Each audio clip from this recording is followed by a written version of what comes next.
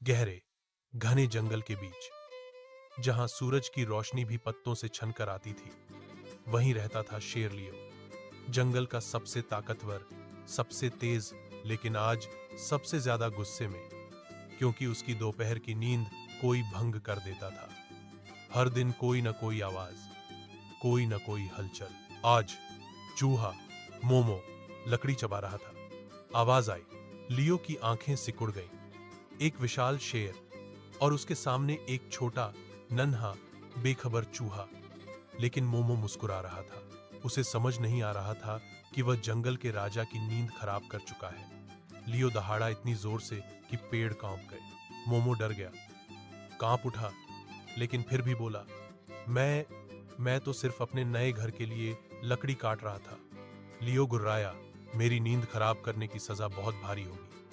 जैसे ही वह चूहे पर झपटा, जंगल हिल गया, जमीन कांपी और पेड़ों से पत्ते बरसने लगे। यह आवाज थी जंगल के सबसे बड़े, सबसे भारी, सबसे खतरनाक, लेकिन सबसे नींदू भालू बोरू भालू की। बोरू भालू इतना सोता था कि पूरे जंगल को लगता था कि वह सिर्फ नींद लेने के लिए ही पैदा हुआ है। वह गहरी नींद में था और शेर की दहाड़ ने उसकी नींद उड़ा दी थी। वह खर्राटे से सीधे गुस्से में बदल गया और उसके गुस्से की ताकत लियो जितनी ही खतरनाक थी। बोरू उठ खड़ा हुआ, धीरे धीरे, भारी कदमों के साथ, लेकिन उसकी आंखें नींद से लाल थीं। वह लियो के सामने आया और बोला, किसने मेरी नींद तोड़ी?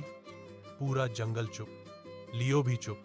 उसने मोमो की तरफ देखा, भोला सा चूहा जो डर से कांप रहा था। लियो को अचानक अपनी गलती समझ आ गई। वह धीरे से बोला, मैंने दहाड़ लगाई थी, लेकिन गलती मेरी नहीं, इस चूहे की है। बोरू ने चूहे की तरफ देखा। मोमो बहुत छोटा था, कमजोर था और उसकी आंखों में डर साफ दिख रहा था। बोरू ने लियो की तरफ मुड़कर कहा, जंगल का राजा वह नहीं जो ताकत दिखाए, जंगल का राजा वह है जो छोटे से छोटे जीव को भी बचाए। लियो चुप हो गया। उसके दिल में कुछ बदला। उसने मोमो को उठाया और धीरे से कहा, मैंने तुम्हें डराया, पर अब मैं तुम्हारी मदद करूंगा।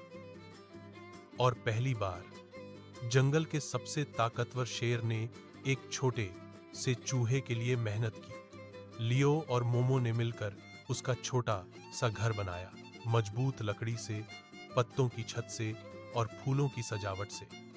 बोरू पास बैठा खर्राटे मारते हुए सो गया, जैसे कुछ हुआ ही नहीं। उस दिन जंगल में एक नई दोस्ती बनी। एक विशाल शेर, एक नन्हा चूहा और एक नींदू भालू, जो अनजाने में जंगल का सबसे बड़ा हीरो बन गया। और शेर, उसने सीखा कि ताकत से बड़ी होती है दयालुता, और दोस्ती अक्सर सबसे अनोखी जगहों पर बन जाती है। अगर आपको यह कहानी पसंद आई हो तो कहानी किड्स कॉर्नर को लाइक और सब्सक्राइब करना न भूलें, और नई कहानियों की जानकारी पाने के लिए बेल आइकन जरूर दबाएं।